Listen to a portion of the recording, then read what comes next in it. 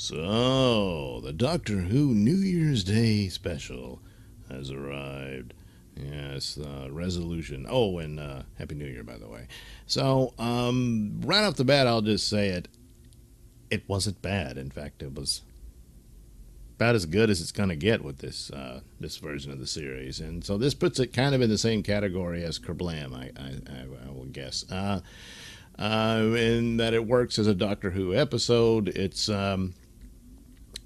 having the dialect there, of course, and that fits you in. And then there's even mention of UNIT, apparently to make some comment about government indices not being fully funded. But it says, like, oh, the foreign government's backed out or what have you. Yeah. Kind of like how the United States has to carry the load for NATO. Oh, no, that wasn't the message. Again, fatherhood plays an important role here. Now, I'm sure a lot of people are going to say there was kind of a negative tone to it, but considering the story of Ryan and his father, that's kind of unavoidable here. But it plays out fairly well, I thought, and the scenes detailing that story is where the episode shines, which shows that Chibnall would probably be much happier and better off writing family dramas and soap operas, stuff like that.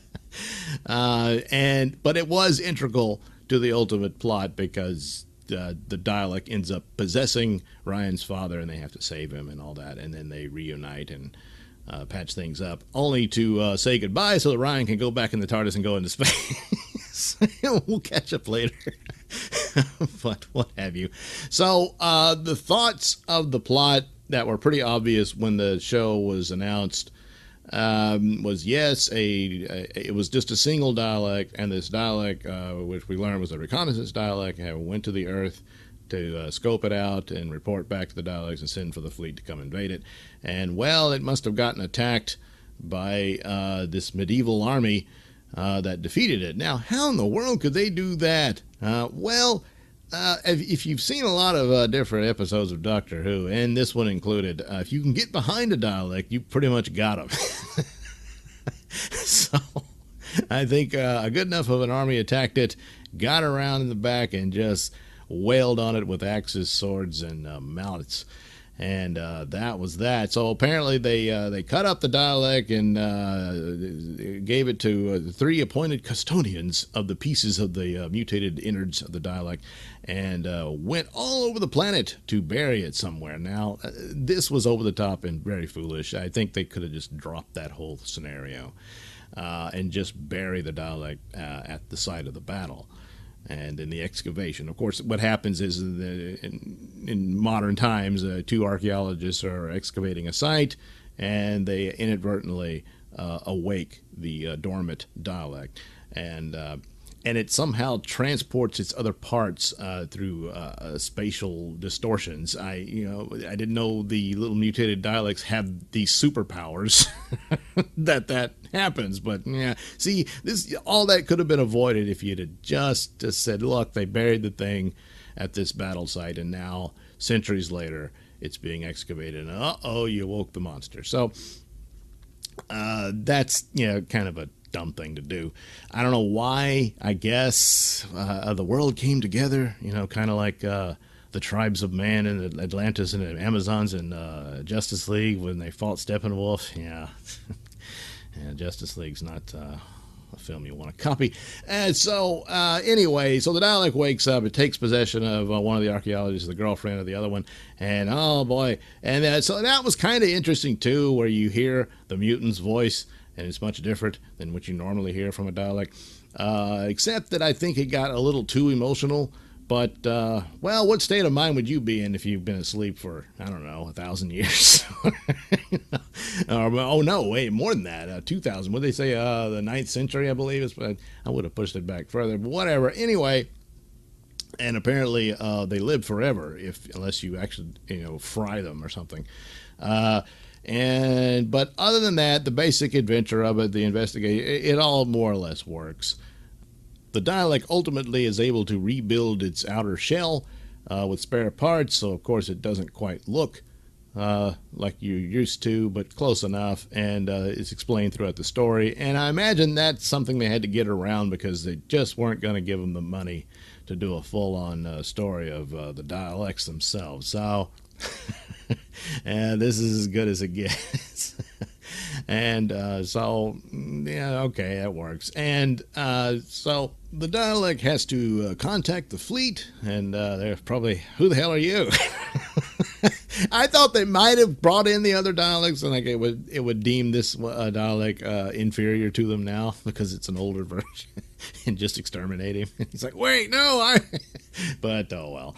And the doctor confronts it, and they figure out a way using Ryan's father. He's selling microwave ovens or some such nonsense, and they're able to use that to counteract the equipment within the dialect itself. But it takes possession of Ryan's dad, and there we get back to the ending I discussed earlier and how they defeated the doctor. Pulls a whammy on the dialect and tricks him into thinking he's going to go to the fleet, when actually the doctor just dumps him into a star going nova, and Ryan has to save his dad, and so all that stuff, and that's great and all.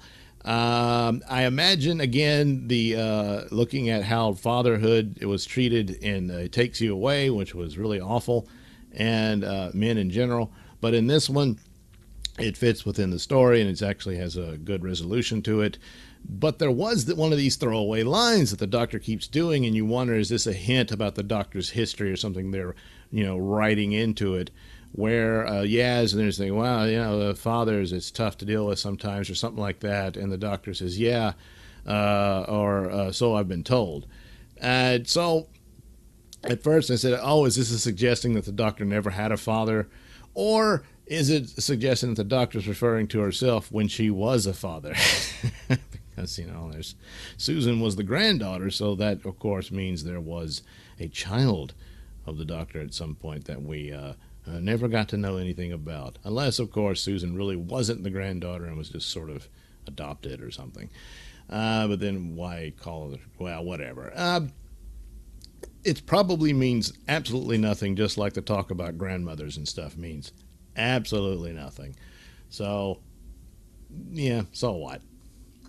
So this was a good show in that it was adequate. And it's in the ranks with Kerblam. I think it was a very straightforward adventure, pretty simple. You go through that and you get your points across, and it ends. The doctor saves the day, and everybody's happy. The weakest parts was just basically little plot things here and there, and the biggest one being the opening about spreading the dialect all over the place, and it was just unnecessary. And then the doctor herself, Jodie, is just not good for the role.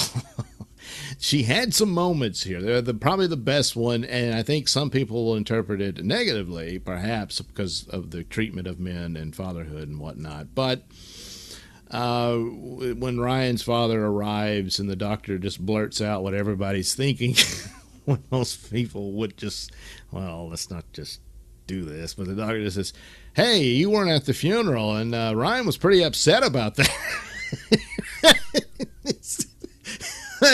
The awkward nature of it.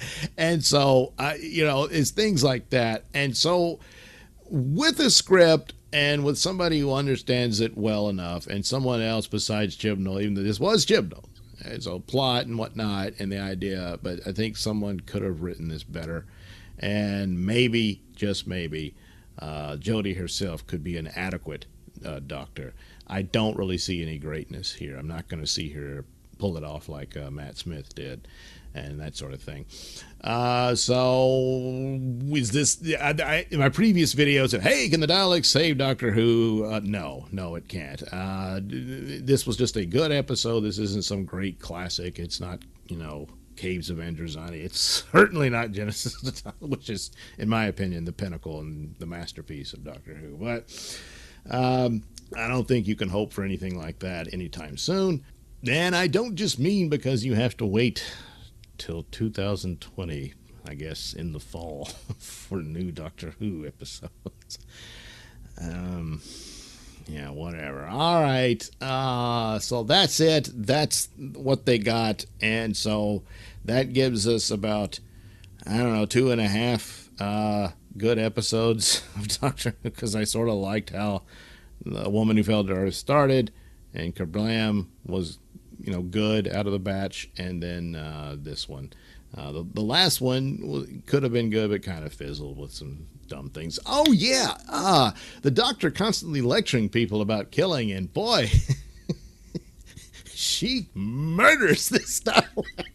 And hey, I'm not arguing. I totally agree with her decision. Now, there was a scene she said, hey, look, I gave him a shot, right? Okay. But when it comes to Daleks, the Doctor, all that sympathy and turn the other cheek, boy, that goes out the window.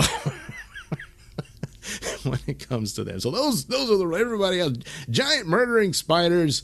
That's okay. You can have a conversation with them. You can spare their lives and cry over when some evil pseudo Trump shoots them. And you can never really like white males, except Graham, and fathers. Oh, poof, but Daleks, just kill them. So there you go. There's the ever-changing ethic of Doctor Who, apparently. So anyway, all right, I'm giving this one 4 out of 5 stars.